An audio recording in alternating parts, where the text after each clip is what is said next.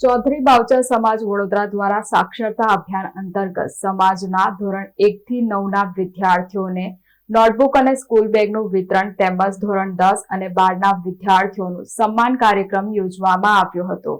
આ કાર્યક્રમમાં ડેડિયાપાડા વિધાનસભા મત વિસ્તારના ધારાસભ્ય ચેતરભાઈ વસાવા ખાસ ઉપસ્થિત રહ્યા હતા।